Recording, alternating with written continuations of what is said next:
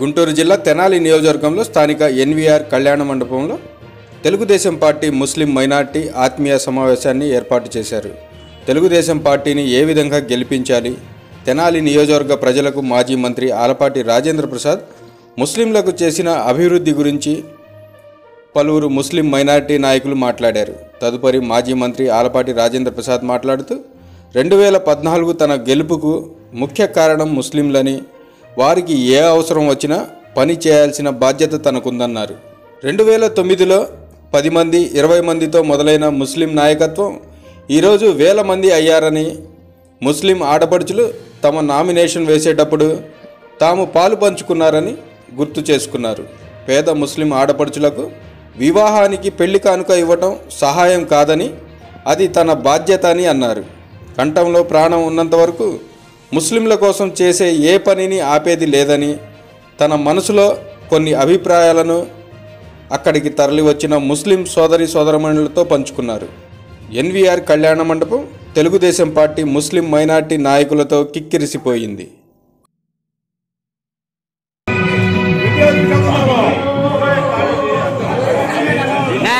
Minority అధికార ప్రతినిధి మొహమ్మద్ కుదూస్ గారి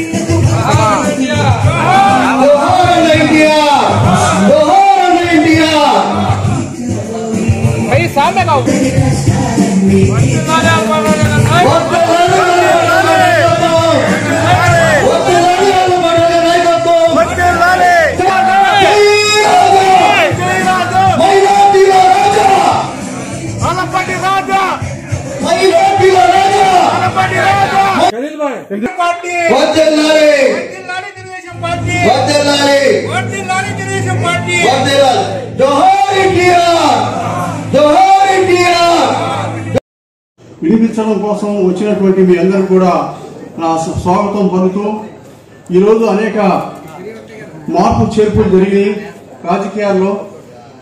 మనం గత 5 సంవత్సరాలుగా ఒక్క అవకాశం అని చెప్పి తెలుగుదేశం పార్టీని ప్రభుత్వం నుంచి వైసీపీ చేతిగా మారిన తర్వాత ఈ 5 సంవత్సరాల కాలంలో ముస్లిం మైనార్టీలకు జరిగినటువంటి లాభం ఏంది, అలాగే తెలుగుదేశం పార్టీ నాయకత్వంలోని అధికారంలో ఉన్నప్పుడు జరిగిన లాభం ఏందో క్లుప్తంగా మనం తెలుసుకోవాల్సినటువంటి అవసరం ఎంతైనా ఉందని చెప్పి ఈ సందర్భంగా మీకు తెలియజేసుకుంటున్నా. ముఖ్యంగా ఏంటంటే 2014 అసెంబ్లీ ఎన్నికల్లో తెలుగుదేశం పార్టీ ఆలపాటి రాజేంద్ర ప్రసాద్ గారు అత్యధిక మెజార్టీతో గెలుపొందిన తర్వాత ముస్లిం మైనార్టీల కోసం ప్రత్యేకంగా ఒక కార్యక్రమం తీసుకొని ప్రభుత్వం ప్రకటించినటువంటి అనేక పథకాలని ముస్లింల దగ్గర తీసుకెళ్ళడం కోసం మరి ఎంతో కష్టపడి పనిచేశారు. మీకు ఉదాహరణ చెప్పాలంటే మైనార్టీ దుల్హన్, మరి ముస్లిం పేద యువతులకు పెళ్లిళ్ళు చేసేటువంటి ఈ పథకాన్ని మొట్టమొదటిసారి భారతదేశంలో తెలుగుదేశం పార్టీ ఆంధ్ర రాష్ట్రంలో పెట్టిన తర్వాత ఆ పథకాన్ని అమలు చేయడం కోసం గుంటూరు జిల్లా వ్యాప్తంగా 800 మందికి పెళ్లిళ్ళు చేయడం కోసం 5 సంవత్సరాల పాటు కోటా ఇచ్చింది ప్రభుత్వం. అందులో 586 పెళ్లిళ్ళు ఒక్క తెనాలి అసెంబ్లీ నియోజకవర్గంలోనే జరిగినాయి. అంటే మీరు ఎంతవరకు నమ్ముతారో అనేది ఒక క్వశ్చన్ మార్కు. కానీ 586 మందిని ఇక్కడ ముస్లిం మైనార్టీ మహిళల్ని 50,000 వేలు వాళ్ళ అకౌంట్లో వేయించగలిగాం. దానికి ప్రత్యక్ష సాక్ష్యం ఏంటంటే అనేక సార్లు మనం ప్రభుత్వం నిర్వహించిన కార్యకలాపాల్లో వీళ్ళందరినీ హాజరు చేయడం కూడా జరిగింది. అదే రకంగా ముస్లిం పేద యువతులు వాళ్ళ ఆర్థిక అవసరాలు మెరుగుపరచడం కోసం మరి వేడి సన్నీళ్ళలాగా ఎంతో కొంత ఉపాధి కావాలని చెప్పి వాళ్ళకి కుట్టు మిషన్లు శిక్షణా కేంద్రాన్ని 2014 తర్వాత మనం ఏర్పాటు చేశాం.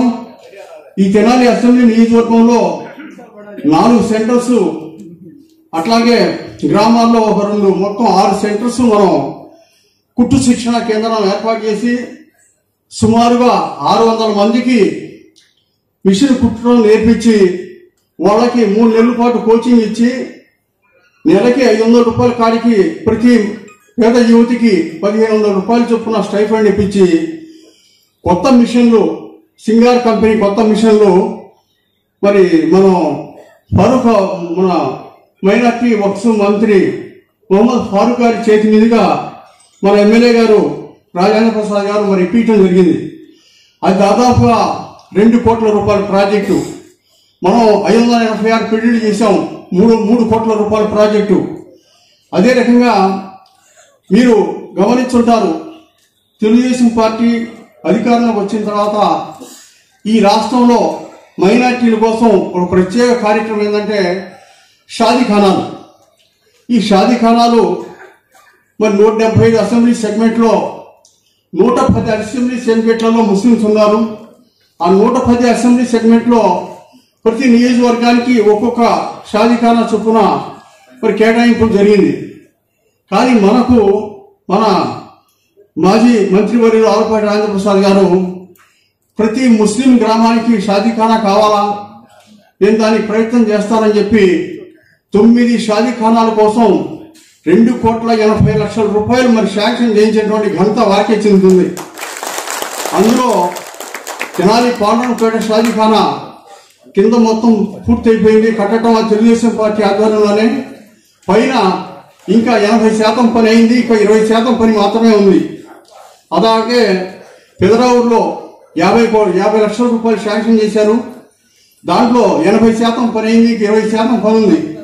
దావులూరులో 75% పని అయింది, 20% పని కావాలా. తూలూరులో 15% పని కావాలా. నందివెలుగు పిల్లల దాకా వచ్చింది. అట్లాగా అన్ని చోట్ల కూడా మరి ఆగినటువంటి బడ్జెట్ 2,80,00,000 రూపాయలు ఆగి ఉన్నాయి. వాటిని శాంక్షన్ చేయించుకుని మనం మిగతా పనులు పూర్తి చేయడం కోసం ప్రయత్నం చేసేటప్పటికీ ఎన్నికల కోడ్ రావడంతో ఆ పనులు అసంపూర్తిగా నిలిచిపోయినటువంటి సందర్భం ఉంది. అయితే గత 5 సంవత్సరాలుగా ఈ నిలిచిపోయినటువంటి పనుల్లో ఏ ఒక్క పనికి ఒక్క తట్ట మట్టి వేసిన పాపాన పోలా ఈ ప్రభుత్వం. అదే రకంగా మరి రంజాన్ తోఫా పేద కుటుంబాలన్నిటికీ కూడా రేషన్ కార్డు ఉన్నటువంటి వాళ్ళందరికీ కూడా మరి ఈ తోఫా 350 రూపాయలు విలువ చేసేటువంటి వస్తువులు రంజాన్ పండుగ ప్రతి పేదవాళ్ళు మరి చక్కగా జరుపుకోవాలనేటువంటి ఉద్దేశంతో మరి ఇవ్వటం మొదలుపెట్టారు. అదే రకంగా ముస్లింస్కి 1+1 ఎట్లా అంటే రంజాన్కి ఇచ్చారు కానుక, సంక్రాంతికి హిందువులతో పాటు మళ్ళీ ఇచ్చారు. అట్లా మైనార్టీ వర్గానికి 2 సార్లు మరి లబ్ధి పొందేటువంటి పరిస్థితులు ఉన్నాయి. అది ఈ ప్రభుత్వం వచ్చి రాగానే గబక్కనే ఆ స్కీమ్ తీసేసింది. అదే రకంగా దుకాన్ మకాన్ మరి ఏదైనా పేద కుటుంబాలు ఆర్థికంగా వ్యాపారాల్లో షాపులు పెట్టుకొని చిన్న చిన్న వస్తువులు చేసుకుంటూ వాళ్ళ కుటుంబాన్ని గడుపుకునేటువంటి ఆ స్కీమ్ని ఎక్కిన 3వ రోజే ఒక జీవో ద్వారా మొత్తం రద్దు చేసినటువంటి సందర్భం ఈ వైసీపీ ప్రభుత్వం మరి దాన్ని రద్దు చేసినటువంటి పరిస్థితి ఉంది. అదే రకంగా మీ అందరికీ చాలా మంది తెలుసు, కొల్లిపుర మండలం కానీ తెనాలి మండలం కానీ తెనాలి టౌన్ కానీ ఈ 5 సంవత్సరాల్లో 7,40,00,000 రూపాయలు మరి సబ్సిడీ, సగానికి సగం సబ్సిడీ, 2 లక్షల రూపాయలు లోను, 1,00,000 రూపాయలు సబ్సిడీ, 1,00,000 రూపాయలు మాత్రమే కట్టించేటువంటి విధానం ద్వారా మున్సిపాలిటీ ఎండిఓ ద్వారా 7,80,00,000 రూపాయలు మనం ముస్లిం వర్గాలకు ఇప్పించగలిగాం. మరి అదే రకంగా ఇళ్ల పట్టాలు ఒక్క చంద్రబాబు నాయుడు కాలనీలో కానీ, గురవై కాలనీలో కానీ, ఎడ్డలింగయ్య కాలనీలో కానీ, బీసీ కాలనీలో కానీ 1,800 మందికి పట్టాలు ఇప్పిస్తే అందులో 1,140 పట్టాలు ఒక్క ముస్లిం వర్గాలకే ఇచ్చేటువంటి ఘనత మన రాజేంద్ర ప్రసాద్ గారికి దక్కుతుందని ఈ సందర్భంగా తెలియజేయడం జరుగుతుంది. ఎందువల్లంటే మరి వీటి అన్నింటి విలువ మనం కాస్ట్ అంతా కూడగట్టుకుంటే ఈ తెనాలి నియోజకవర్గానికి 85 కోట్ల రూపాయలు ముఖ్యం ముస్లింలకి లబ్ధి పొందినటువంటి సందర్భం ఉంది. మరి ఇంకో రకమైనటువంటి మన పరిస్థితి మండలాల్లో సంగం జార్లమూడిలో శ్మశాన వాటిక లేని పరిస్థితి. కొంతమంది వచ్చారు సంగం జార్లమూడి నుంచి, వాళ్ళందరికీ తెలుసు శ్మశాన వాటిక లేకుండా వాళ్ళు చాలా ఇబ్బంది పడుతున్న పరిస్థితిలో ఆర్ఎంబి స్థలం 1 ఎకరం స్థలం మరి పట్టా తీసుకొని దాని ద్వారా వాళ్ళకి శ్మశాన వాటిక ఏర్పాటు చేయటం, మరి ఈద్గా కావాలని చెప్పి జాగ్రత్తలో అడిగితే 60 సెంట్లతో ఈద్గా స్థలాన్ని కేటాయించి ఈద్గా కట్టియడం జరిగింది. అలాగే జాగరమ్మలో మసీదు కూడా కట్టియడం జరిగింది.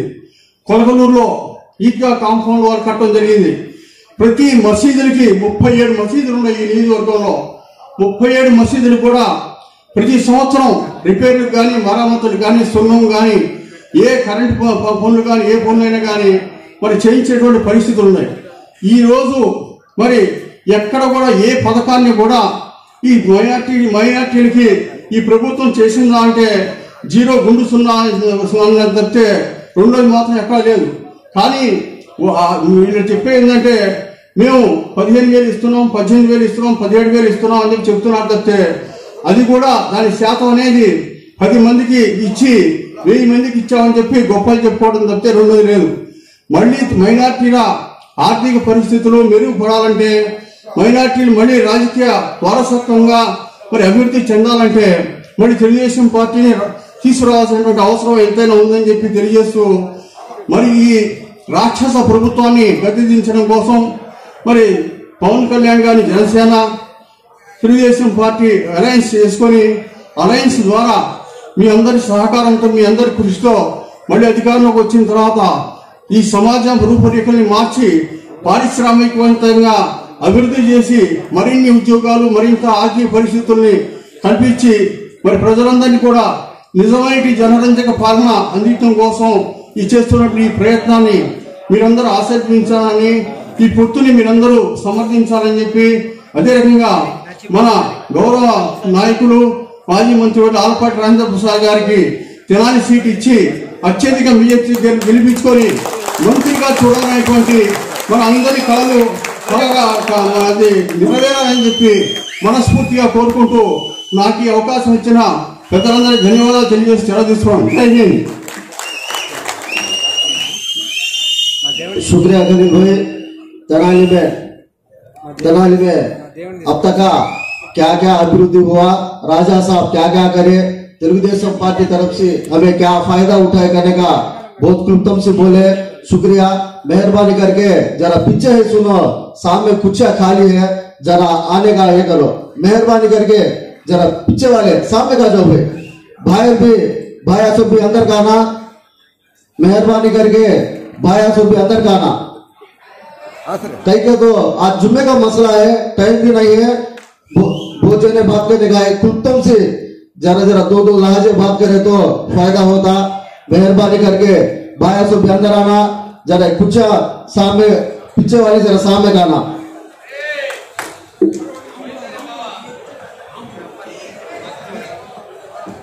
తెలుగుదేశం పార్టీ సీనియర్ నాయకులు అహ్మద్ ఖాన్ గారు క్లుప్తంగా 2 మాటలు చెప్పవలసిందిగా కోరుచున్నాం.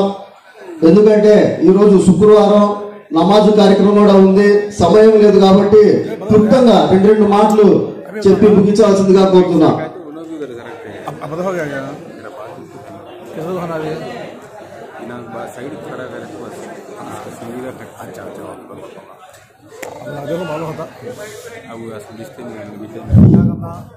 अस्सलाम वालेकुम। తెనాలి పట్టణం ఆంధ్ర రాష్ట్రంలో తెలుగుదేశం పార్టీ ఆవిర్భవించినప్పటి నుంచి ముస్లిం మైనార్టీలకే కాదు అన్ని బలహీన వర్గాలన్నిటికీ అభివృద్ధి కోసం పాటుపడిన పార్టీ ఏదైనా ఉందా అంటే తెలుగుదేశం పార్టీ. గత ప్రభుత్వం, పాత ప్రభుత్వాలు, కాంగ్రెస్ ప్రభుత్వాలు ఉండగా జరిగినటువంటి భయంకరమైన పరిస్థితుల్లో అప్పుడు అన్న ఎన్టీఆర్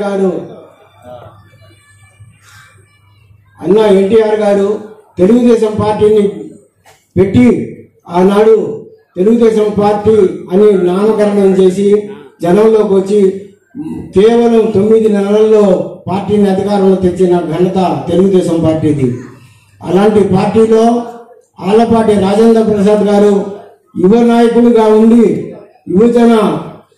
యువజన నాయకుడిగా ఆనాటి నుంచి కష్టపడుతున్నటువంటి వ్యక్తి. 84లో పార్టీ పెట్టినప్పటి నుంచి తెలుగుదేశం పార్టీ కోసం ఆర్నిసలు కష్టపడినటువంటి వ్యక్తి ఆలపాటి రాజేంద్ర ప్రసాద్ గారు. ఆలపాటి రాజేంద్ర ప్రసాద్ గారు యువ నాయకుడిగా ఉంటూనే ఇవాళ శాసనసభ్యుడిగా, మాజీ మంత్రివర్యులుగా విద్యాశాఖ మంత్రిగా పనిచేసినప్పుడు కూడా ఈ తెనాలి పట్టణానికి ఎంతో ఎనలేని సేవ చేసినటువంటి మహానుభావుడు ఆలపాటి రాజేంద్ర ప్రసాద్ గారు. అలాంటి వ్యక్తిని ఇవాళ మనం ఏమిచ్చినా కూడా ఆయన రుణం తీర్చుకోలేము. ఎందుకంటే తెనాలి పట్టణమే కాదు, తెనాలి చుట్టుపక్కల ఉన్న గ్రామాలన్నింటిలో కూడా ఈనాటికి కూడా ముస్లిం మైనార్టీలు పేదవాళ్ళని చెప్పి పేద అమ్మాయిల పెళ్లిళ్ళు చేసుకోవడానికి ఉంగరాలు బహుమతిగా ఇస్తున్నటువంటి మహా వ్యక్తి ఆయన. అలాంటి వ్యక్తిని మనం ఎలాంటి పరిస్థితుల్లో కూడా వదులుకోలేము. అలాంటి వ్యక్తి మనకు చాలా అవసరం.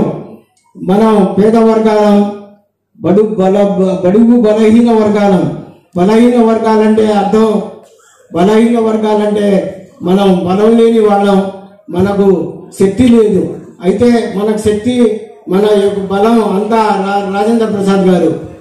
అలాంటి వ్యక్తిని మనం మళ్ళీ గెలిపించుకోవాల్సిన అవసరం ఎంతైనా ఉంది. తెనాలి పట్టణంలో ఆయన చేసిన సేవలు, తెనాలి పట్టణంలో షాదీఖానా, పాండ్రంగపేటలో నిర్మించిన షాదీఖానా పై అంతస్తు కట్టడానికి 20 లక్షల రూపాయలు ఆయన ఇప్పించిన ఘనత అయింది. ఆయన హైదరాబాద్లో అప్పుడు సెక్రటరియట్ హైదరాబాద్లో ఉంది. హైదరాబాద్ వెళ్ళి ఆయనతో పాటు నేను వెళ్ళి ఆ షాదీఖానా కోసం గ్రాంట్ తెచ్చాం. అయితే అప్పుడు మినిస్టర్గా ఉన్నటువంటి పల్లె రఘునాథ్ రెడ్డి గారు, ఆలపాటి రాజేంద్ర ప్రసాద్ గారు అనగానే ఆయన ఎంతో గౌరవించి, మమ్మల్ని గౌరవించి కూర్చోబెట్టి, ఆయన చాలా సీనియర్ నాయకుడు, చాలా మంచివాడు రాజేంద్ర ప్రసాద్ గారు అని చెప్పి 20 లక్షల రూపాయలు గ్రాంట్ చేసేసి అప్పటికప్పుడు పంపించినటువంటి ఘనత రాజేంద్ర ప్రసాద్ గారి పేరు చెప్తే అంత ఉంటే ఆయన వచ్చి చేస్తే ఎంత ఉండాలి. ఆయన లాంటి వ్యక్తిని మనం వదులుకుంటామా? ఎట్టి పరిస్థితుల్లోనూ వదులుకోలేము. ఆయన మాకు కావాల్సిందే.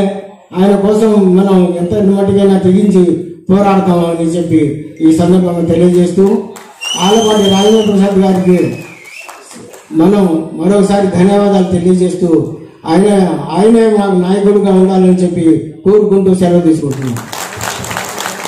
शुक्रिया खान साहब भी बहुत उनका सीनियर सुबी राजा साहब क्या क्या करे तेनाली में, राजा साहब अभिवृद्धि क्या करे, మైనార్టీ के वास्ते क्या क्या करेगा सुबी क्लुप्तम से बोले.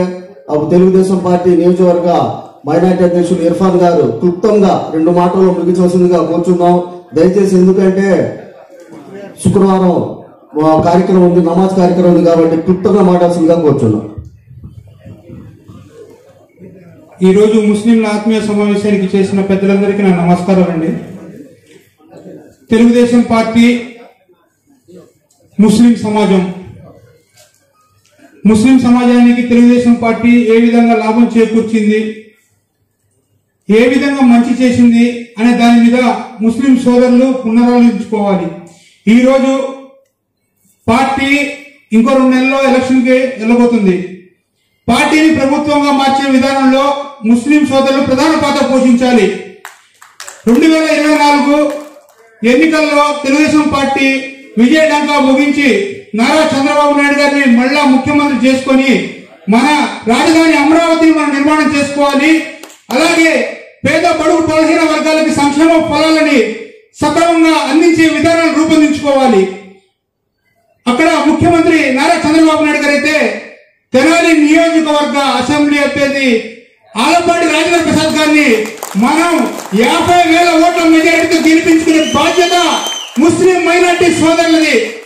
మీరు టికెట్ల విషయంలో కానీ దేని గురించి ఆలోచించబాకండి. పార్టీకి మన నాయకుడు విధేయులు, మన నాయకుడికి న్యాయం జరిగింది.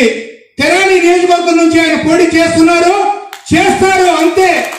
మీరు దాని గురించి టెన్షన్ పడి ఆలోచించుకొని పార్టీని మంచి విధానాలని, పనిచేసే విధానాన్ని తక్కువ అంచనా చేసుకోబాకండి. భవిష్యత్తు గ్యారంటీ ప్రోగ్రాన్ని మనం ప్రజలకు తీసుకోవాల్సిన బాధ్యత మనకుంది. ఎందుకంటే భవిష్యత్తు గ్యారంటీలో మనం చేయించిన సూపర్ 6 మనీ ఎక్కువ ముస్లిం సోదరులకి లాభం చేకూర్చే విధానాలు ఉన్నాయి. అందులో మనమందరం తెలుగుదేశం పార్టీకి అండగా ఉండాలి. ఈ రోజు కాదు ఈ బాగున్నాం.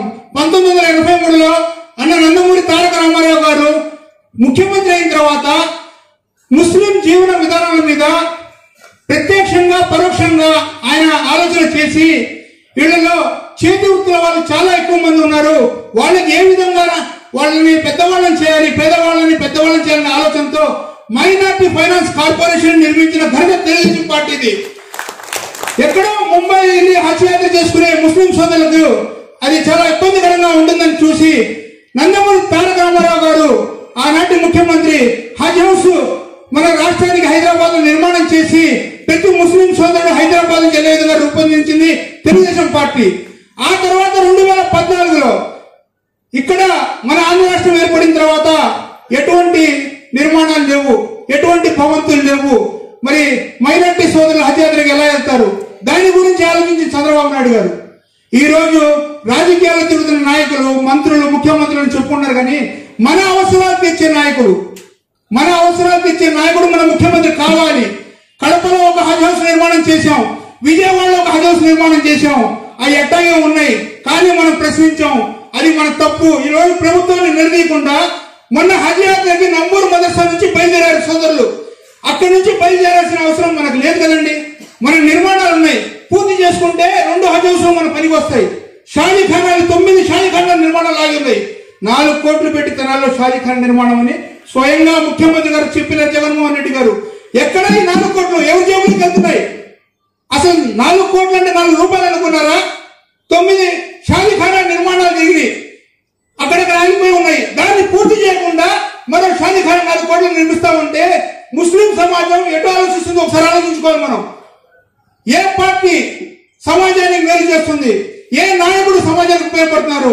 ఈ రోజు నియోజకవర్గంలో ఆలపాటి రాజేంద్ర ప్రసాద్ గారు ప్రతి ముస్లిం కుటుంబంతో అనుబంధం ఉందండి. ప్రతి ముస్లిం కుటుంబంతో. మొన్న కొలకలూరులో ఒక ముస్లిం సోదరుడు కాలిపోతే వెళ్ళి పరామర్శించి చేతనే సహాయం చేసిన వ్యక్తి మన ఆలపాటి రాజేంద్ర ప్రసాద్. గుర్తుంచుకోవాలి మనం అందరం. మన ముస్లిం సోదరుడికి సహాయం జరిగితే మనందరికి సహాయం జరిగినట్టే. ఎన్ని ముస్లిం కుటుంబాలకు ఈ పెళ్లికలను పంపించాం, ఎన్ని ముస్లిం కుటుంబాలకు ఆలపాటి రాజేంద్ర ప్రసాద్ గారు అండగా వచ్చి నిలబడ్డారు. ప్రతి ముస్లిం కుటుంబంలో ఆలపాటి రాజేంద్ర ప్రసాద్ గారు అండ ఉంది, దండ ఉంది. ఆయన మన మనిషి, మన ఇంట్లో మనిషి. సార్, ముస్లిం సమాజం మొత్తం మీకు తోడుగా ఉంది. మీకు ఈ రోజు కాదు, రేపు కాదు, మా చివరి శ్వాస వరకు మా నాయకుడు మీరే. మేము ఎక్కడున్నా సరే మీరే మా నాయకుడు, మీరే మా రాజకీయ గురువు. మీరు ఏం చేయమంటే చేయడానికి సిద్ధంగా ఉన్నాను తెలియజేసుకుంటున్నాను.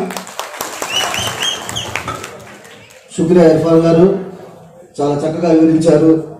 తెలుగుదేశం పార్టీ అంటేనే మైనార్టీల పార్టీ అని చెప్పొచ్చు. ఎందుకంటే అన్న నందమూరి తారక రామారావు గారు తెలుగుదేశం పార్టీ నిర్మించిన తర్వాత మైనార్టీలో కూడా రాజకీయ రంగంలో రావాలని చెప్పని ఆ రోజు మరి గుంటూరు జిల్లాలో ఒక సామాన్యమైన కుటుంబం హోటల్ బుడేఖాన్ గారిని వారికి ఎమ్మెల్యే టికెట్ ఇచ్చి కాంగ్రెస్ సీనియర్ నాయకుడి మీద అఖిల మెజార్టీతో గెలిపించిన ఘనత మరి ఆ రోజు తెలుగుదేశం పార్టీది. అన్న నందమూరి తారక రామారావు గారిని మనం ఏనాడు కూడా మర్చిపోకూడదు. ఎందుకంటే మైనార్టీలో గుర్తించింది రామారావు గారే. తెలుగుదేశం పార్టీ వచ్చినాకే మైనార్టీలో రాజకీయ రంగ ప్రవేశం చేశారు. రాజకీయానికి మన చేతినిచ్చిన పార్టీ తెలుగుదేశం పార్టీ.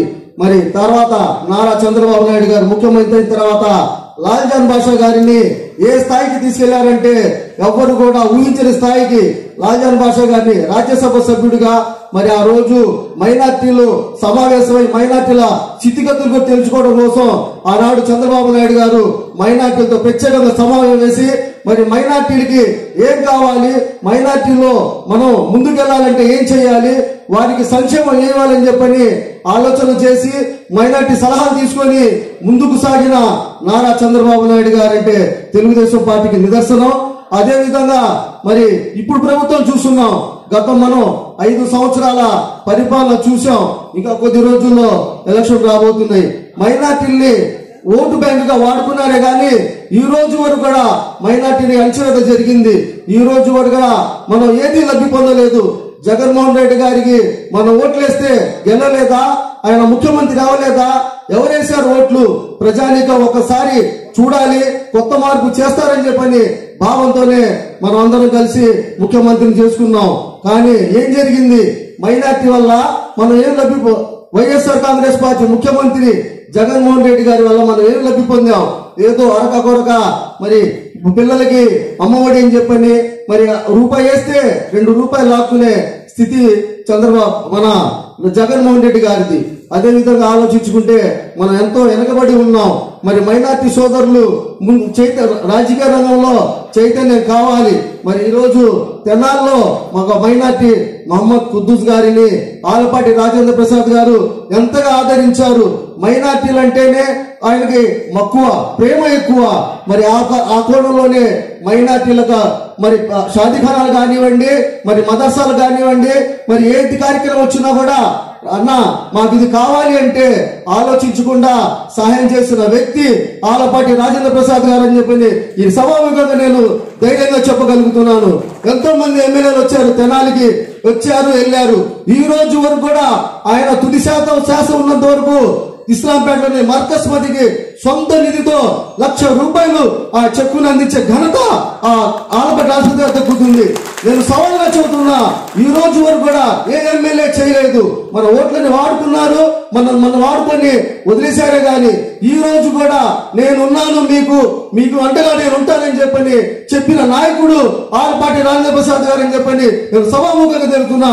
ముస్లింల రాజా ఆయన, ఆలపాటి రాజా కాదు, ముస్లింల రాజా ఆయన. ఈ రోజు కూడా ఏం కావాలి మీకు? ఈ కార్యక్రమం చేయాలంటే మీరు కానివ్వండి, మీకేం కావాలో మీరందరూ నలుగురు కూర్చొని మాట్లాడుకోండి. మీకేం కావాలో నేను ఉన్నానని చెప్పని మాకు ధైర్యాన్ని ఇచ్చి ఏం కావాలన్నా కూడా మేము అతన్ని ధైర్యంగా అడగలుగుతున్నాము. ఎవరైనా కూడా మనం అతని దగ్గరికి వెళ్ళి సహాయం కోరుకుంటే చేసే మా మనసున్న మనిషి. మరి ఈ రోజు పెదరావులో షాదీఖానా ఉంది, నిధి విరామం అయిపోయింది, గబ్బిడాలు తిరుగుతున్నాయి. ఇప్పుడు వైఎస్ఆర్ కాంగ్రెస్ పార్టీ 5 సంవత్సరాలు అవుతుంది. ఏం జరిగింది అక్కడ సాయిబులు లేరా? ఎందుకని మీరు నిర్ణయం చేశారు? మీ దగ్గర నిధులు లేవు, ఎంత కాటికి నిధులు లేవు అని చెప్పని ఆ మాట వస్తే ఎక్కడికో ఎంతైపోతారని చెప్పని చెప్పలేకపోతున్నారు. మరి చెంచుపేటలో చూసుకుంటే షాదీఖానా అహ్మద్ ఖాన్ గారి సమక్షంలో ఆయన పోరాడి నిధులు తీసుకొస్తే ఈ రోజు మనం ₹2,000 ఎత్తికే మనం అక్కడ పెళ్లిళ్లు చేసుకుంటున్నాం. ఆ ఘనత ఆలపాటి రాజేంద్ర ప్రసాద్ గారు అని చెప్పని నేను సభాముఖం తెలియపరుస్తున్నాను. మరి ఇలాంటి మనం సహాయం చేయాలంటే మనకి ఏదైనా కావాలంటే ఆలపాటి రాజేంద్ర ప్రసాద్ గారు రావాల్సిందే, ఆలపాటి రాజేంద్ర ప్రసాద్ గారు ఉండాల్సిందే. మన మైనార్టీల భవిష్యత్తు మారాలంటే రాజా గారు కావాల్సిందేనని చెప్పని నేను సభాముఖంగా తెలియజేసుకున్నాను. మాజీ మంత్రి వర్యులు డెల్టా టైగర్ ఆలపాటి రాజేంద్ర ప్రసాద్ గారిని మాట్లాడాల్సిందిగా కోరుచున్నారు. ముస్లింల రాజా, ముస్లింల రాజా, ముస్లింల రాజా, ముస్లింల రాజా, ముస్లింల రాజా, ముస్లింల రాజా.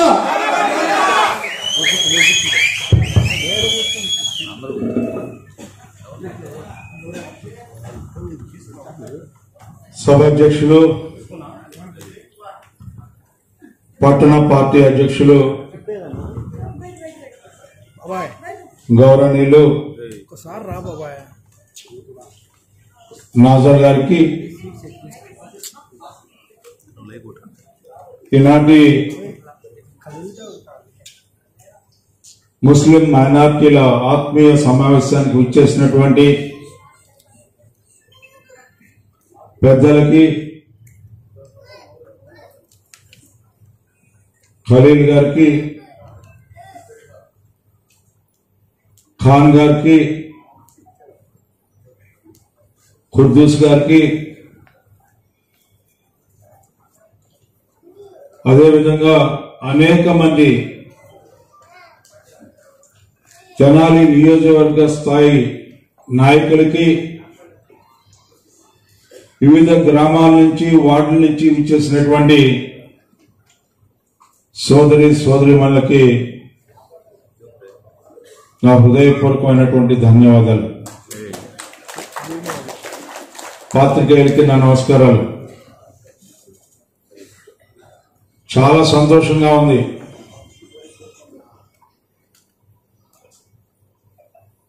తెనాలి నియోజకవర్గానికి నేను 2009లో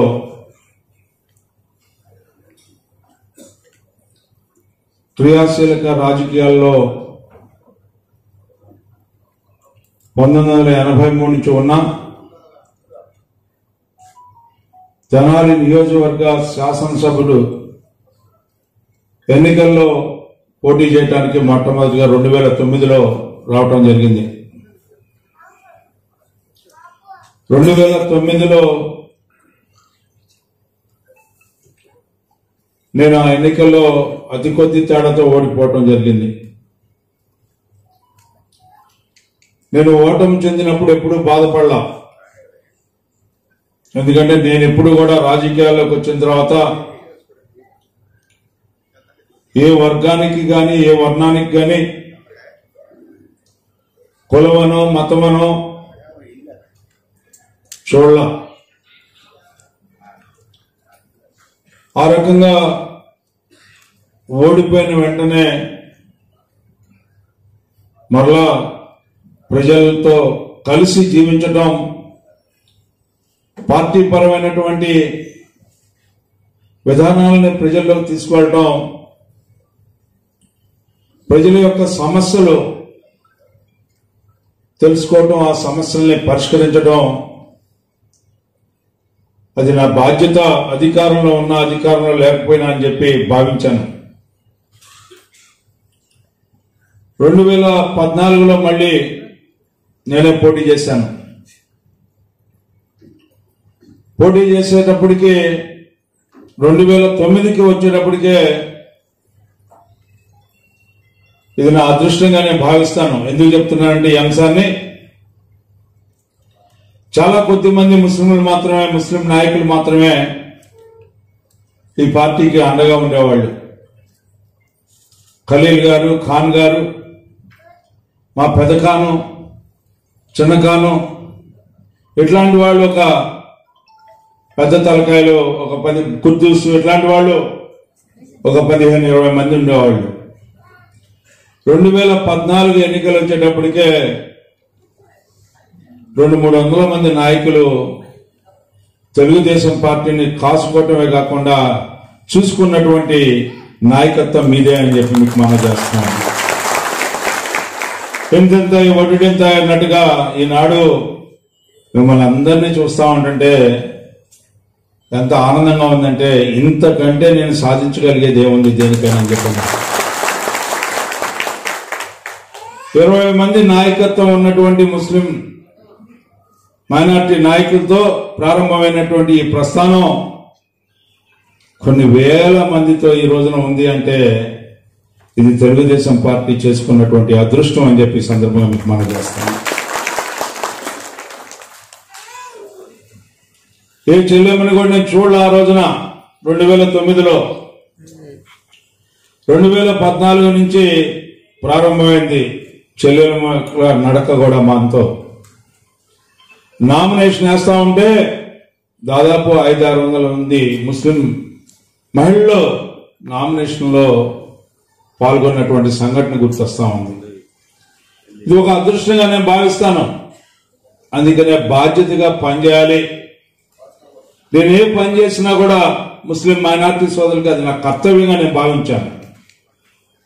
సహాయంగా భావించాల, వ్యక్తిగతంగా అయినది, పార్టీ పరంగా అయినా కూడా అది నా బాధ్యత. నా కోసం పనిచేసిన వారు.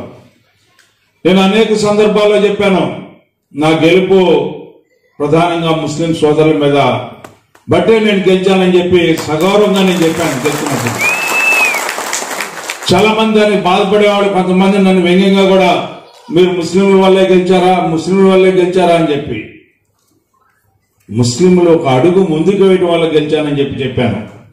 అందరి యొక్క వల్ల గెలిచినా ముస్లింలు ఒక అడుగు ముందుకు వేశారు గతంలో కంటే కూడా. ప్రత్యక్షంగా నాకు కళ్ళకు కనపడినటువంటి సాక్ష్యం, నాకు కనపడినటువంటి దృశ్యం, అది నేను చెప్పుకోలేకపోతే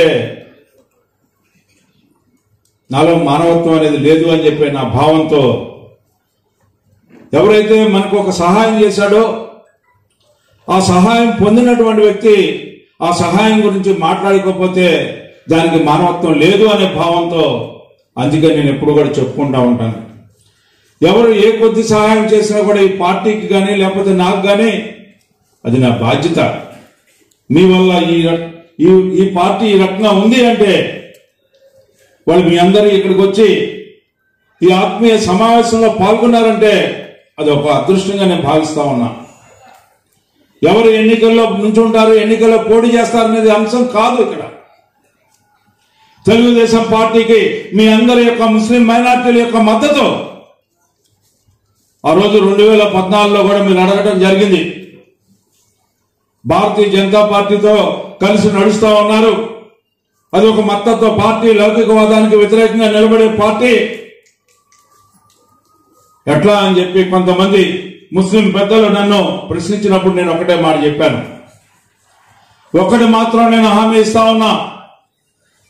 ఎందుకంటే రాష్ట్ర రాజకీయాల్లో పొత్తుల యొక్క అంశం గురించి నేను మాట్లాడటానికి నాకు అర్హత లేదు.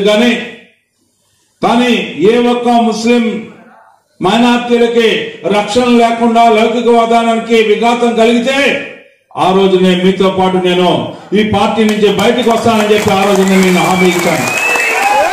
మీ అందరికీ గుర్తుందో లేదో కానీ మరలా నేను గుర్తు చేయాలనే భావంతో ఈ రోజున మీకు మళ్ళీ గుర్తు చేస్తా ఉన్నాను. ఇది ఒక బాధ్యత నాది. ఏ ముస్లిం మైనార్టీలకి ఏ ఉద్దేశంతో అయితే ఈ భారతదేశంలో హిందూ ముస్లింల ఐక్యతతో ప్రజాస్వామ్యాన్ని కొనసాగిస్తా ఉన్నామో, రాజ్యాంగాన్ని అనుసరిస్తూ అందరికీ రక్షణ కల్పిస్తా ఉన్నామో, ఆ రక్షణకి విఘాతం ఎవరు కల్పించినా కూడా ఈ రాజా ఆ పార్టీతో ఉండడు అని చెప్పి చేస్తాను.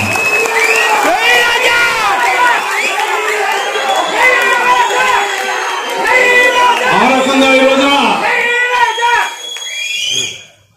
పొత్తుల మాట ఏ రకంగా ఉన్నా కూడా వాళ్ళ పొత్తులు ఎందుకు ఏర్పరచుకోవాల్సిన పరిస్థితి వచ్చిందంటే ఈ వైసీపీ పార్టీ ప్రభుత్వం యొక్క పోకడ నడక వల్ల ఈ రాష్ట్రాన్ని అరాచకంగా అతాకుతలం చేసి రావణ కష్టంగా మార్చి ఈ రాష్ట్రంలో ఉన్న వనరులన్నీ కూడా దోచుకోవడం వల్ల, ఈ రాష్ట్రాన్ని అప్పుల ఊబులో ముంచడం వల్ల ఈనాడు మన పరిస్థితి ఆ రకంగా కొనసాగుతుంది అని చెప్పి మీకు చెప్పడానికి నా ప్రయత్నం. ఎందుకు 8 లక్షల అప్పు చేశారు? ఈ రాష్ట్రం మీద 11 లక్షల అప్పు ఉందంటే బడ్జెట్ ఏమో 13 లక్షలు, అప్పు ఏమో 11 లక్షలు, 24 లక్షల రూపాయలు, 23 లక్షల కోట్ల రూపాయలు నుంచి 24 లక్షల కోట్ల రూపాయలు మనకు ఆదాయం వస్తే 5 ఏళ్లలో అప్పులతో సహా నువ్వే చెప్తా ఉన్నావు 2,52,000 కోట్ల రూపాయలు మాత్రం నేను పేదవాడికి సహాయం చేశాను, ఇలాంటి సహాయం ఎవరూ చేయలేదని చెప్పి. అంటే 3 కోట్లు పోతే 23 కోట్లు 20 కోట్లు నువ్వేం చేసావయ్యా అని చెప్పి నేను అడుగుతా ఉన్నా. ఎవరి కోసం అప్పు చేశావు? దేనికోసం అప్పు చేశావు? అప్పు చేసి ఏం చేశావని చెప్పి నేను అడుగుతా ఉన్నా. మా జీవితాల్లో ఏమైనా మార్పు ఉందా అని చెప్పి నేను అడుగుతా ఉన్నా. ఇక్కడున్న నవాబులందరినీ గరీబులు చేసినటువంటి పార్టీ ఏదైనా ఉందంటే వైసీపీ పార్టీ అని చెప్పి నేను చెప్తా ఉన్నా.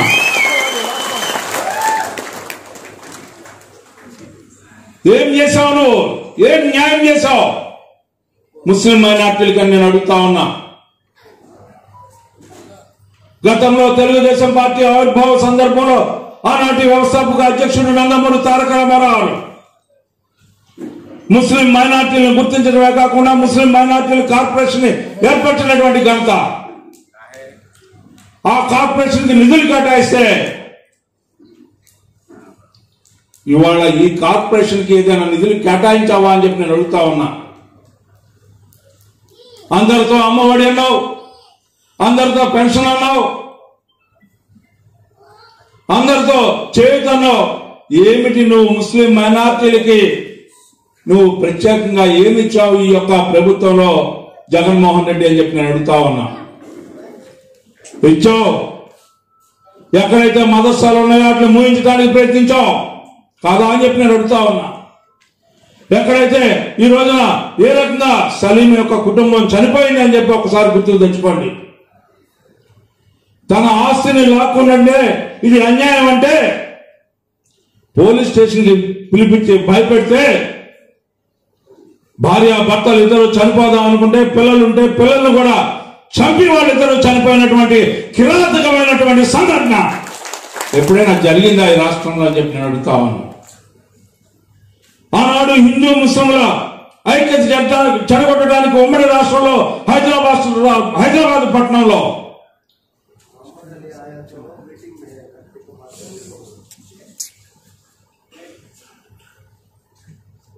మాట్లాడదాం. హైదరాబాద్ పట్టణంలో అల్లర్లు జరుగుతూ ఉంటే ఎందుకు జరుగుతున్నాయి, దీనికి కారణం పాలకులు కాదా అని చెప్పి మొట్టమొదటిగా అన్న నందమూరి తారక రామారావు యొక్క గొడవల్ని అణిచివేసినటువంటి తీరు, తెలుగుదేశం పార్టీ ఆరోపించిన తర్వాత అధికారంలోకి వచ్చిన తర్వాత ఎప్పుడైనా అల్లర్లు జరిగినాయా అని చెప్పి నేను అడుగుతా ఉన్నా. మత సామరస్యానికి విఘాతం కలిగిందా అని చెప్పి నేను అడుగుతా ఉన్నా.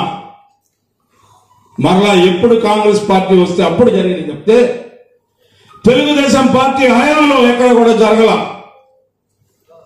నిర్దాక్షిణ్యంగా అణచివేశాం. మన ప్రభుత్వ హయాంలో కూడా కొంతమంది అల్లరి మూకలు ఉగ్రవాదానికి పాల్పడటానికి ప్రయత్నించి మసీదుల్లో బాంబులు పెట్టడానికి ప్రయత్నిస్తే దాన్ని కూడా నిర్దాక్షిణ్యంగా అణచివేసినటువంటి సంఘటన మీ అందరికీ గుర్తు చేస్తా ఉన్నానని చెప్పి ఆ రోజు నేను మంత్రిగా ఉన్నా. ఆ రోజున మంత్రిగా ఉన్నా కూడా నేను ఎక్కడ కూడా భయపడలా. ఏమంటే మసీదుకి వెళ్ళా, ఏం జరుగుతుంది అంటే అక్కడ కొంతమంది ఏమంటే మీరు వెళ్ళిపోండి అంటే నేను ఎందుకు వెళ్ళాలి అని చెప్పి అడిగాను. అందరూ కూడా తల వంచి నాతో పాటు నడిచినటువంటి సంఘటన. ముస్లిం మైనార్టీలందరూ కూడా ఆ రోజు నన్ను వెనకమాల వచ్చినటువంటి సంఘటన అని చెప్పి అందరికి గుర్తు చేస్తా ఉన్నా. ఈ రోజున ఆ రకమైనటువంటి ప్రశాంతతగా ఉన్నటువంటి ఈ పట్టణంలో ఏం జరుగుతా ఉందని చెప్పి నేను అడుగుతా ఉన్నా. ఈ రోజున గంజాయి దొరకని ప్రాంతం అంటూ ఏమైనా ఉందా అని చెప్పి నేను అడుగుతా ఉన్నా. కల్తీ మద్యం దొరకని ప్రాంతం అంటూ ఏమైనా ఉందా అని చెప్పి నేను అడుగుతా ఉన్నా. ఎన్నికల ముందర ముస్లిం మైనార్టీలకు కానీ లేకపోతే మహిళలకు కానీ నువ్వు ఇచ్చిన మాట ఏంటి?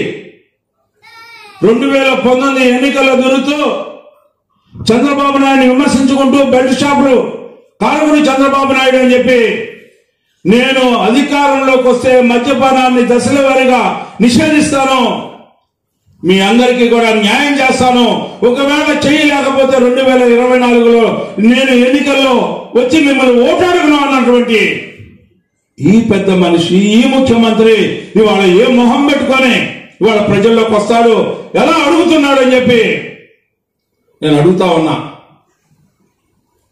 ముస్లిం మైనార్టీల మీద దాడులు ఆపేవా ఎక్కడైనా అని చెప్పి నేను అడుగుతా ఉన్నా. వక్ఫ్ బోర్డు ఆస్తుల్ని రక్షించాల్సింది పోయి ఇవాళ వక్ఫ్ బోర్డు చైర్మన్ గా వేస్తే ఆ చైర్మన్ యొక్క వ్యక్తిత్వం మంచిది కాదని చెప్పి హైకోర్టు తీసేసి కొత్తగా వక్ఫ్ బోర్డు ఆస్తుల్ని కాపాడటానికి ఐఏఎస్ ఆఫీస్తో రిటైర్డ్ ఐఏఎస్ ఆఫీస్తో కమిటీ వేస్తే అప్పుడు దాకా కూడా నువ్వు కళ్ళు తెరవా జగన్మోహన్ రెడ్డి అని చెప్పి నేను అడుగుతా ఉన్నా. అంటే ముస్లిం మైనార్టీల యొక్క ఆస్తుల్ని పాలకుడిగా రక్షించాల్సింది పోయి నువ్వే అన్యాక్రాంతానికి చేయాలి, నేను పోయి కబ్జా చేయాలని ప్రయత్నిస్తా ఉంటే ఏమిటి నువ్వు చేసే న్యాయం అని చెప్పి నేను అడుగుతా ఉన్నా ముస్లిం మైనార్టీలకి. నిన్నగాక మొన్న 2 నెలల క్రితం అనుకుంటా మన పట్నం కూడా వచ్చాడు జగన్మోహన్ రెడ్డి గారు. మన లోకనాథం కూడా చాలా గొప్పగా చెప్పాడు. 2 కోరికలు మీరు కోరినట్టు ఉండారు, 4 కోరికలు ముస్లిం మైనార్టీ పెద్దలు. నేను ఎవరిని కూడా ఉద్దేశించి మాట్లాడలే. ఇక్కడ వైసీపీ పార్టీలో పనిచేసే ముస్లిం మైనార్టీ నాయకుల్ని నేను ప్రశ్నిద్దామని అనుకుంటా ఉన్నా ఈ వేదిక ద్వారా. షాదీఖానా గత ప్రభుత్వంలో ఇస్తే అది ఎవరి కోసం ఇచ్చినట్టు అని చెప్పి నేను అడుగుతా ఉన్నా ముస్లిం నాయకుల్ని. లేదా ముస్లిం మైనార్టీ నాయకుల కోసం నేను ఒక ప్రశ్న వేయదలుచుకున్నా. 9 షాదీఖానాల్ని ఆ రోజున ప్రకటిస్తే మున్నంగిలో ఎందుకు పూర్తి అవ్వలేదని చెప్పి నేను అడుగుతా ఉన్నా. పెదరామూరులో ఎందుకు పూర్తి అవ్వలేదని నేను అడుగుతా ఉన్నా. అదేవిధంగా మీరు ఇచ్చిన మాట కొలకలూరులో ఏమైందని చెప్పి నేను అడుగుతా ఉన్నా. ఈ రకంగా ప్రశ్నించకపోతే వీళ్ళందరూ కూడా ముస్లిం మైనార్టీ నాయకులు కదా, మీ యొక్క పార్టీ వాళ్ళే మసీదుకి వెళ్తున్నారా, లేకపోతే ఈద్గాకి వెళ్తున్నారా, లేకపోతే ఇంకోళ్ళు దేనికైనా వెళ్తున్నారా అని చెప్పి నేను అడుగుతా ఉన్నా. ఇది అందరికీ సంబంధించినటువంటి అంశమైనా కూడా 2,80,00,000 గ్రాంట్ ఇస్తే ఆ గ్రాంట్ లో కొంత రిలీజ్ అయితే మిగతా గ్రాంట్ ని రిలీజ్ చేయించాల్సినటువంటి బాధ్యత ఈ ప్రభుత్వానికి ఉందా లేదా అని చెప్పి నేను అడుగుతా ఉన్నా. ఎందుకు అడగలేకపోతున్నావు అని చెప్పి నేను అడుగుతా ఉన్నా. ఇవాళ మళ్ళీ రెడ్డొచ్చే మొదలొచ్చే అన్నట్టుగా ఏంటి మీరు మాత్రం మళ్ళీ ముందరికి వచ్చి ఇవాళ మేము కొత్తగా శ్మశానం ఇస్తాం, మేము కొత్తగా షాదీఖానా కడతాం, దానికి 2 ఎకరాలు ఇవ్వబోతున్నా, ఉన్నదాన్ని మాత్రం చేయించే పనిలే. ఉన్నది చేస్తే ఆలపాటి రాజేంద్ర ప్రసాద్కో చంద్రబాబు నాయుడుకో పేరు వస్తుంది, అంతేగాని ముస్లింలకి అవసరాలు తీర్తాయని మాత్రం ఆలోచన చేయట్లేదు వీళ్ళందరూ. అది ఎవరికి అవసరం, అది ఎవరికి ఉపయోగం? ముస్లిం మైనార్టీలకు ఉపయోగం, ముస్లిం మైనార్టీ సోదరులకి ప్రతి అంశం ఉపయోగం అయితే ఆ ఉపయోగం గురించి ఆలోచించలేదు. ఎవరికి పేరు వస్తుంది, ఎవరికి పేరు వస్తుందనే కదా అమరావతి రాజధాని ప్రజా రాజధాని రానికుండా చేశారు మీరు. 5 ఏళ్ల తర్వాత కూడా, అంటే కొత్తగా ఏర్పడినటువంటి రాష్ట్రానికి 10 ఏళ్ల తర్వాత కూడా నీ రాజధాని ఏదయ్యా అని చెప్పి పిల్లల్ని అడిగితే చెప్పుకోలేనటువంటి దుస్థితి తీసుకొచ్చినటువంటి నాయకుడు ఎవరయ్యా అంటే జగన్మోహన్ రెడ్డి కాదా అని చెప్పి నేను అడుగుతా ఉన్నా. ఎందుకు నువ్వు ఈ రాజధాని కాదన్నావు? ఏముందని చెప్పి కాదన్నావు? ఒక్క పైసా కూడా ఖర్చు పెట్టకుండా రాజధానికి కావాల్సినటువంటి స్థలాల్ని సేకరించినటువంటి ఒక మహాత్ముడు చంద్రబాబు నాయుడు గారు. నువ్వు 44 గజాలు ఇవ్వటానికే, సెంటు స్థలం ఇవ్వటానికే ఈ నియోజకవర్గంలో చేసినటువంటి కుంభకోణం ఇంకెక్కడ కూడా జరిగి ఉండదని చెప్పి నేను మనం చేసుకుంటాను. ఒక్క రోజులో 150 కోట్లకి ఎదిగినటువంటి సుల్తాన్ ఎవరయ్యా అంటే మన లోకనాథ్.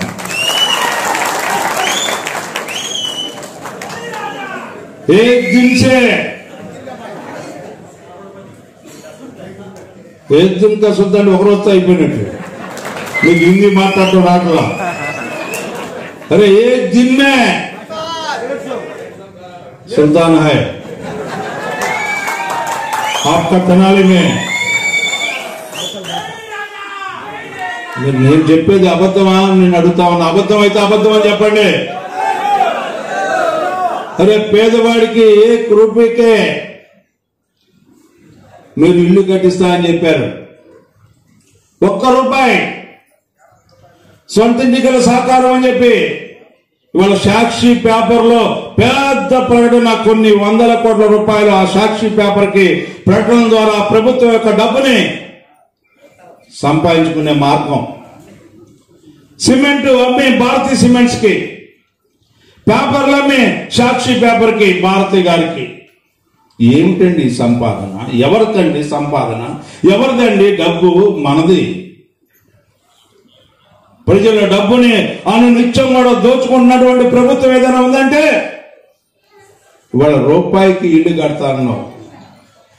ఆ రోజున 30 లక్షల గృహ నిర్మాణాలను ఏపీ టిడ్కో ద్వారా అత్యంత సాంకేతిక పరిజ్ఞానంతో ఉన్నటువంటి హై టెక్నాలజీతో, షేర్వాల్ టెక్నాలజీతో ఇల్లు కడితే ఆ ఇల్లు పేదవాడికి దక్కకుండా చేసినటువంటి ప్రభుత్వం మీది కాదా అని చెప్పి నేను అడుగుతా ఉన్నా.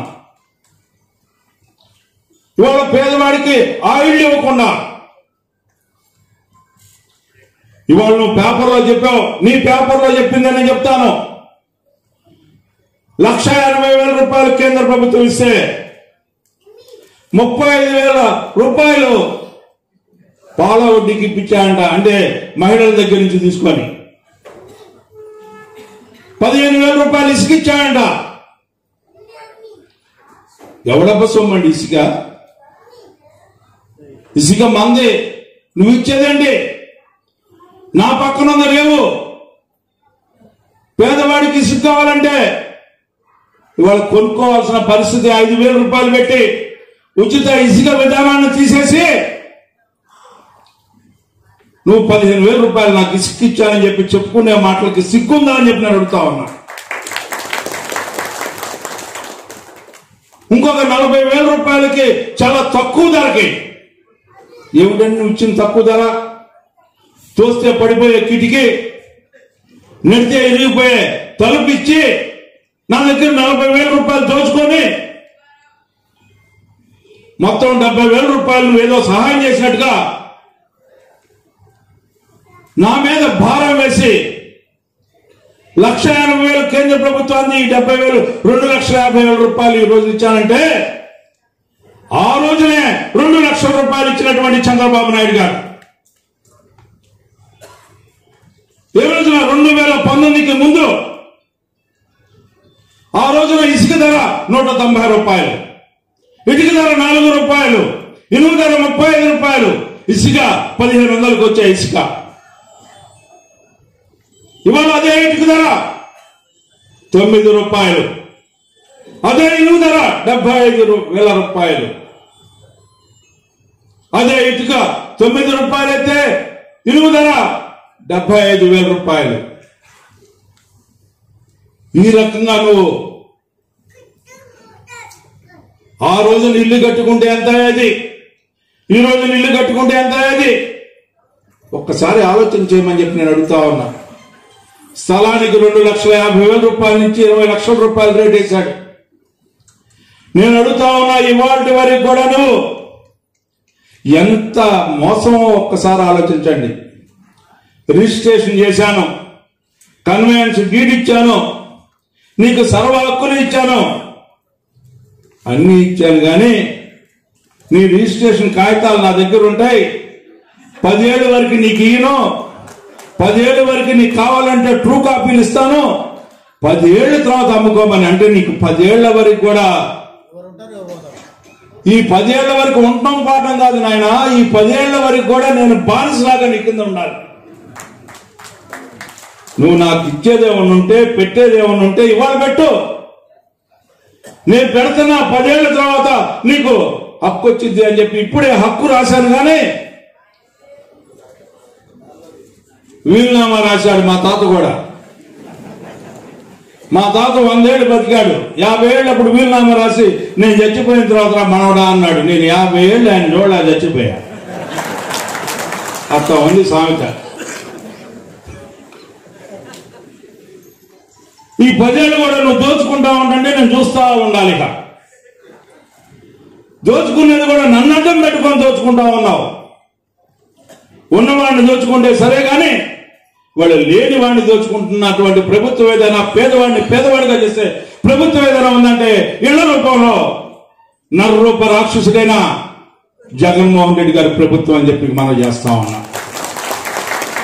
ఇళ్ళ మెరకలేయటానికి కూడా దోచుకున్నారు. ఒక పేదవాడు ఇల్లు కట్టుకుంటే 3 అడుగులు మెరకేయాలని చెప్పి డబ్బులు తీసుకొచ్చుకొని ఆ డబ్బు మనకు ఖర్చు పెట్టకుండా తూతూ మంత్రం చేసి దోచుకున్నటువంటి ప్రభుత్వం నీ ప్రభుత్వం కాదా? ఎవరైతే ఇళ్ల స్థలాలు ఇచ్చిన వాళ్ళు పోయి చూసుకుంటే నేను చెప్పింది అవాస్తవం అయితే, కాదయ్యా నువ్వు చెప్పింది అవాస్తవయ్యా, పైగా ఈ టోపీ పెట్టుకొని అబద్ధం ఆడుతున్నావు అని చెప్పి అడిగే హక్కు మీకు ఉందని చెప్పి మీకు మనం చేస్తా ఉన్నా. వాస్తవాలు చెప్పడానికి ప్రయత్నిస్తా ఉన్నా. ఏం చెప్పావు ఎన్నికల ముందర? పుట్టిన ప్రతి బిడ్డకి నేను మేనమావని అన్నావు. కేజీ టు పీజీ వరకు నేను చదివిస్తా ఉన్నావు. ఇవాళ కాదు మీరు బిడ్డలను కనేస్తా ఉంటే నేను ఎట్లా చదువు చెప్పిస్తాను. మీ అందరికీ కూడా నేను ముఖ్యమంత్రి కాకముందల ఏదో తెలియక చెప్పా, ఇంతమంది బిడ్డలను కంటారని నాకు తెలియదు అని చెప్పి చెప్పినటువంటి ముఖ్యమంత్రి మన ముఖ్యమంత్రి జగన్మోహన్ రెడ్డి గారిని చెప్పి మనం చేస్తాం. ఇప్పుడు మాత్రం ఒక బిడ్డకే నేను మేనమావని అంటున్నాడు.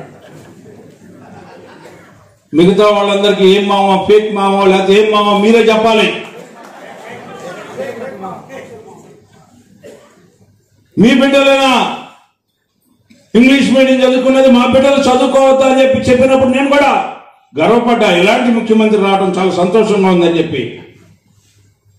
ఏం మీ బిడ్డలైనా మా బిడ్డలు చదువుకోకూడదా అనుకున్నటువంటి ముఖ్యమంత్రి ఈ రోజున పీజీ కోర్సులకి ఎందుకు ఫీజు రీఎంబర్స్మెంట్ ఆపేశామని చెప్పి నేను అడుగుతా ఉన్నా. అంటే నీ బిడ్డలైనా చదువుకున్నది, పరాయి బిడ్డలు చదువుకోవద్దా అని చెప్పి నేను అడుగుతా ఉన్నా. ఎంబీఏ ఎంసీఏ లేకపోతే ఎంటెక్ ఇవన్నీ చదువుకోవడానికి వీల్లేదా అని చెప్పి నేను అడుగుతా ఉన్నా.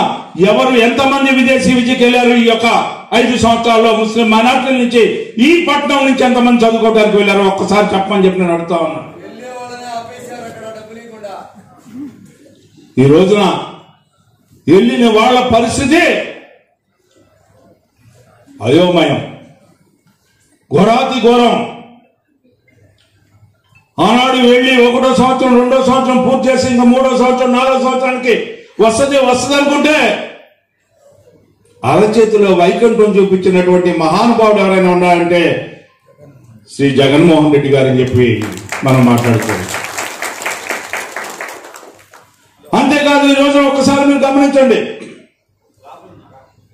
ముస్లిం మైనార్టీలకి 45 సంవత్సరాలు నిండిన తర్వాత 18,500 రూపాయలు ఇస్తానని చెప్పి ఎంతమందికి ఇచ్చాడు అని చెప్పి నేను అడుగుతా ఉన్నా. దాంట్లో కూడా మోసమే. 18,500 వచ్చేటప్పటికే నీ ఇంట్లో ఫ్యాన్ ఉందంటున్నాడు, నీ ఇంట్లో కారు ఉందంటున్నాడు, నీ ఇంట్లో మోటార్ సైకిల్ ఉందంటున్నాడు, నీ ఇంట్లో టైర్స్ ఉన్నాయని అంటున్నాడు. అంటే నువ్వేనా ప్యాలెస్ లో నివసించేది? నేను టైల్స్ కూడా వేసుకోవడానికి నోచుకోలేదా? అంటే మంచి ఇంట్లో ఉంటే కూడా నాకు కుదరదా? అంటే నేను ఎప్పుడు గరీబీ లాగానే బతకాలా? షరాబు అవటానికి వీల్లేదా నీ యొక్క ప్రభుత్వంలో? పేదవాడిని పేదవాడిలాగా ఉంచడానికి ప్రయత్నించినటువంటి ఏకైక ప్రభుత్వం స్వాతంత్రం వచ్చిన దగ్గర నుంచి ఈనాటి వరకు మనం గమనించినట్లయితే ఈ ప్రభుత్వం అని చెప్పి మనం చేస్తా ఉన్నాం.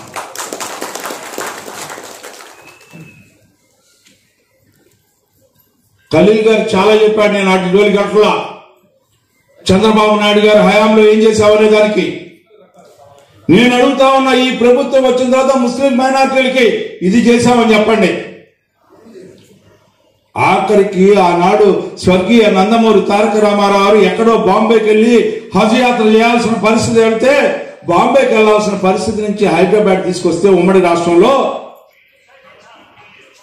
ఈ 4 ఏళ్ల నుంచి హజ్ యాత్రకు వెళ్ళడానికి ఎక్కడికి వెళ్ళి ఎక్కడి నుంచి వెళ్లాలో తెలియని పరిస్థితిలో ఎన్నికలు వస్తున్నాయని పోయిన సంవత్సరం ప్రారంభించినటువంటి నీ యొక్క నాయకత్వం గురించి ఏమని అనుకోవాలని చెప్పి నీకు మనం చేస్తాను. ఎన్ని రకాల దుర్మార్గం చేయాలంటే అన్ని రకాల దుర్మార్గం చేసినటువంటి నాయకత్వం ఏదైనా ఉందంటే ఈనాడు జగన్మోహన్ రెడ్డి గారి నాయకత్వం.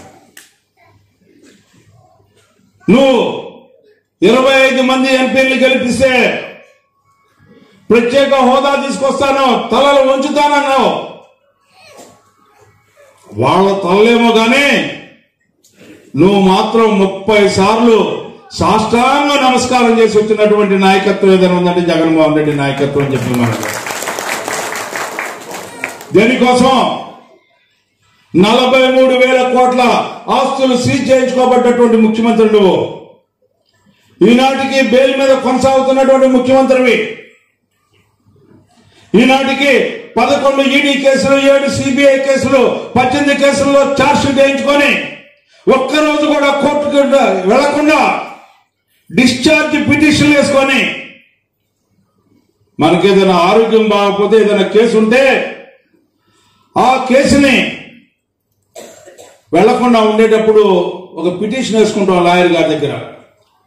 ఆ రకంగా 250 పిటిషన్లు ఒక్కొక్క కేసులో వేసుకొని దాదాపు 3,000 సార్లు డిశ్చార్జ్ పిటిషన్ వేయకుండా వేసుకొని కోర్టుకు వెళ్లకుండా జాప్యం చేసినటువంటి ముఖ్యమంత్రి ఎవరైనా ఉండాలంటే ఇతను.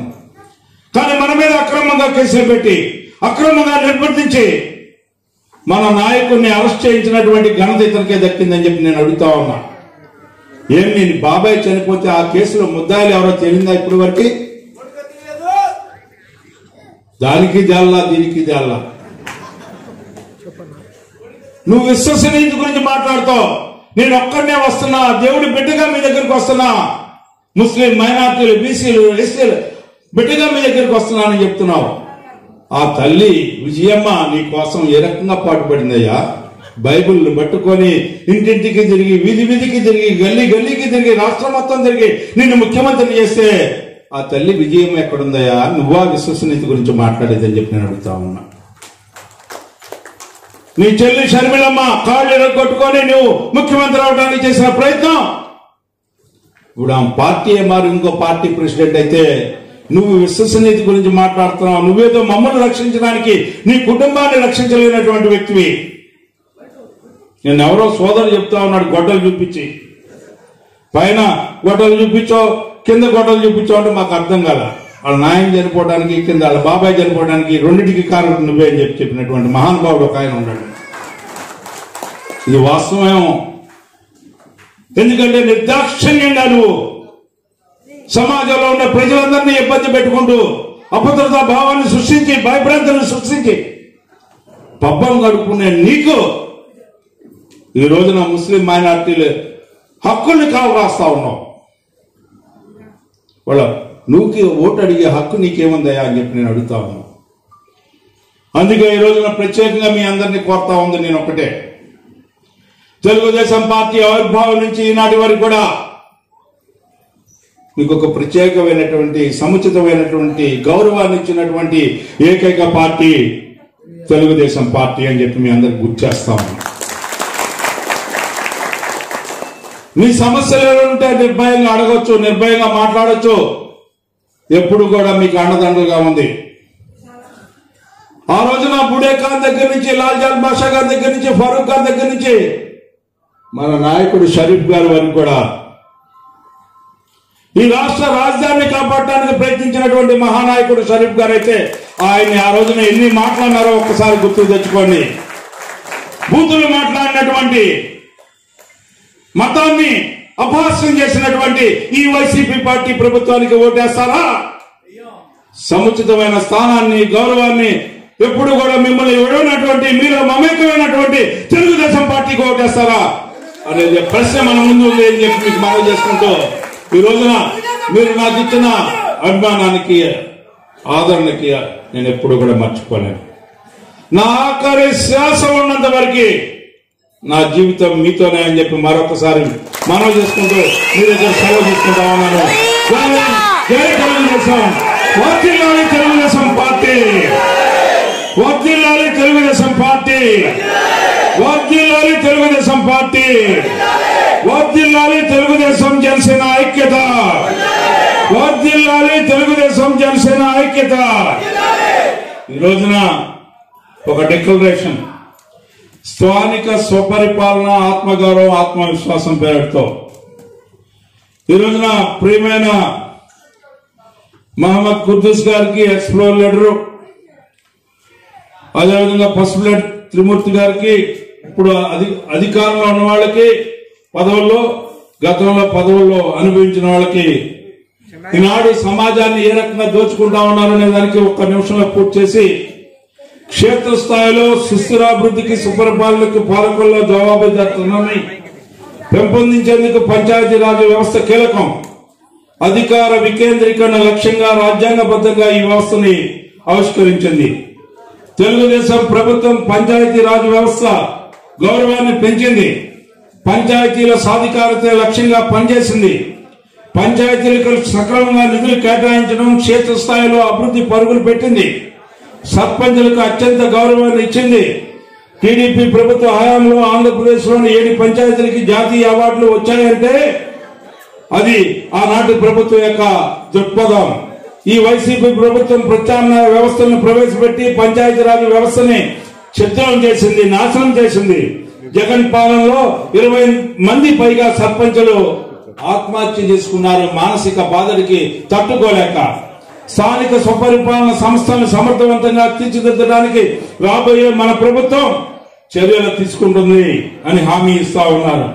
అంతేకాకుండా పంచాయతీరాజ్ వ్యవస్థ పటిష్టత క్షేత్రస్థాయిలోనే పాలనా ప్రణాళిక ఉండేలాగా మార్పులు తెస్తాం. 73, 74 అధికారం ద్వారా ఇవన్నీ కూడా మనం మార్పులు తీసుకురావాల్సిన అవసరం. పాలనా వికేంద్రీకరణ చర్యలు తీసుకుంటాం. పంచాయతీరాజ్ వ్యవస్థ ద్వారా అభివృద్ధికి ఒక విజన్ ఏర్పాటు చేస్తాం. పంచాయతీరాజ్ ప్రాజెక్టు ప్రతిపాదనల కోసం బడ్జెట్ లో 5% కేటాయిస్తాం. 5 ఏళ్లలో 10% వరకు పెంచుతాం. స్థానిక ప్రజాప్రతినిధుల ప్రస్తుత గౌరవ వేతనంలో దేశంలోనే అతి తక్కువ. ఈ గౌరవ వేతనాన్ని పెంచి ప్రస్తుత వేతన ఖర్చు కంటే కూడా 5 రెట్లు అధికంగా కేటాయిస్తాం. 5 ఏళ్ల మొత్తంలో కూడా 1000 కోట్ల పైగా ఖర్చు చేస్తాం. సర్పంచ్ కి 3,000 నుంచి 10,000, కౌన్సిలర్ కి 3,000 నుంచి 10,000, జడ్పీటీసీకి 6,000 నుంచి 15,000, ఎంపీపీకి 10,000 నుంచి 20,000, జడ్పీ చైర్మన్ కి 40,000 నుంచి 50,000 రూపాయలని కేటాయిస్తుంది మన ప్రభుత్వం అని చెప్పి మీకు మనవి చేసుకుంటూ ఈ యొక్క డిక్లరేషన్ ని ఈ రోజున కెంజవరపు అచ్చెన్నాయుడు గారు, నారా చంద్రబాబు నాయుడు గారి ద్వారా రిలీజ్ అయింది. దీన్ని ఈ రోజున మీ ముందర ఉంచుతూ దీన్ని ఈ రోజున మనం కుద్దూస్ గారికి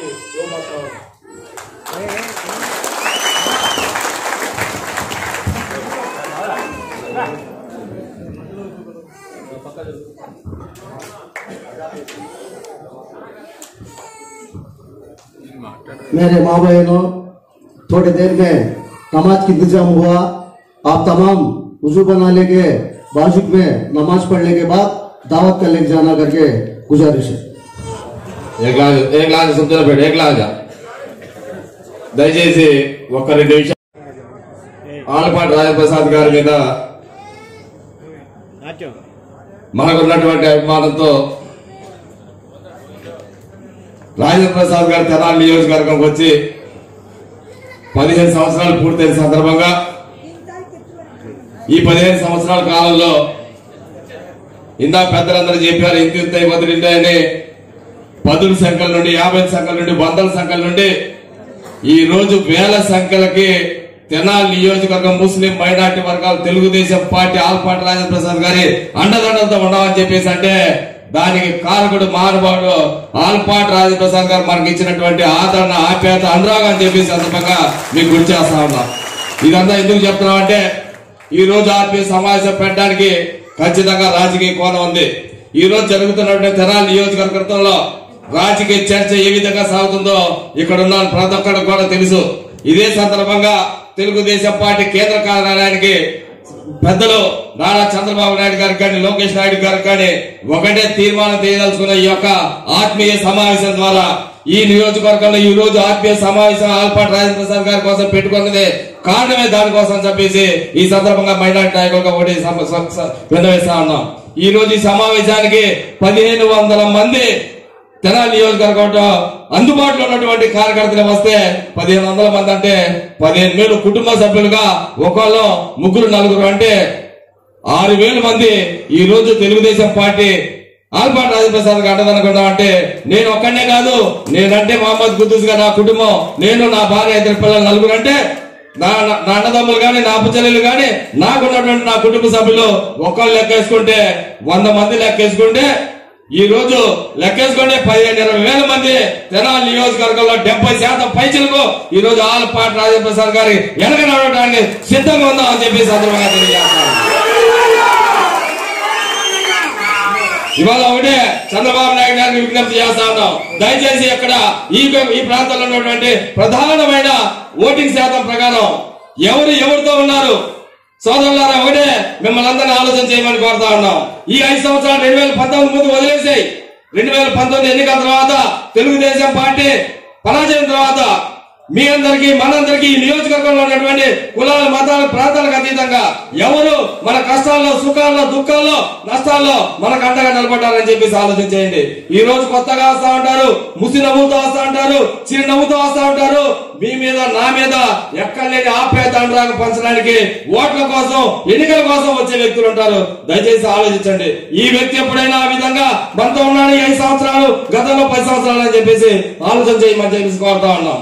ఏ విధంగా మనలో ఒకటిగా మన కష్టంలో కానీ మన సుఖంలో కానీ మనకున్నటువంటి ప్రతి ఒక్క బాధలో కూడా మీ కుటుంబ సభ్యుడిగా నేను మీతో ఉంటానని చెప్పేసి ఈ వ్యక్తి ఉన్నాడా లేదా అని చెప్పేసి మీరందరూ హర్షద్వారాల ద్వారా తెలియజేయాలని చెప్పేసి కోరుతా ఉన్నాం.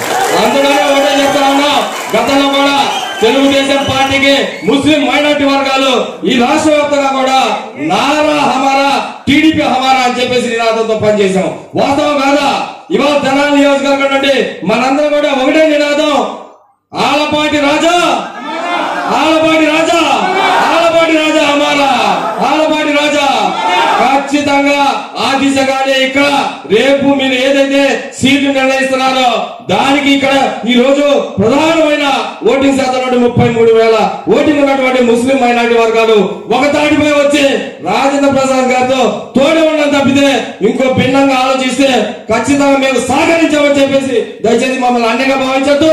ఎందుకంటే రాజేంద్ర ప్రసాద్ గారి ముందు ఈ మాటలు మాట్లాడకూడదు. ఎందుకంటే పెద్దలు ఆయన మొదటి నుండి క్రమశిక్షణతో తెలుగుదేశం పార్టీ అన్న నందమూరి తారక రామారావు గారి దగ్గర నుండి నేడు చంద్రబాబు నాయుడు గారి దాకా కూడా ఏది జరిగినా కానీ పార్టీ ముఖ్యం, పార్టీ సిద్ధాంతం ముఖ్యం, పెద్దలు ఏది అనేసి అదే విధంగా మాట్లాడే వ్యక్తి కాబట్టి ఒకటే చెప్తా ఉన్నాం, మేమందరం నువ్వు ఏ విధంగా నువ్వు చంద్రబాబు నాయుడు గారు కావాలి, తెలుగుదేశం పార్టీ సిద్ధాంతం కావాలనుకుంటున్నావు, మేమందరం కూడా ముస్లిం మైనార్టీ వర్గాలు ఈ నియోజకవర్గంలో ఆలపాటి రాజప్రసాద్ నాయకత్వంలోనే మేమందరం పనిచేస్తాం. ఆ విధంగా నీకు బాగా తోడు ఉండమని చెప్పేసి కోరుతాను. దయచేసి అందరూ లేచి నిలబడి రాజా జై రాజా జై రాజా ఆలపాటి రాజా ఆలపాటి రాజా ఆలపాటి రాజా.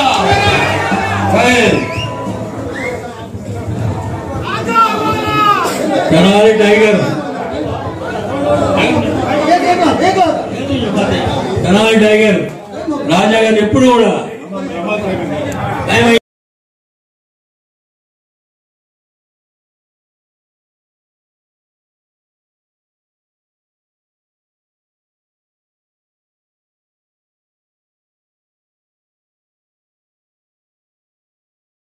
you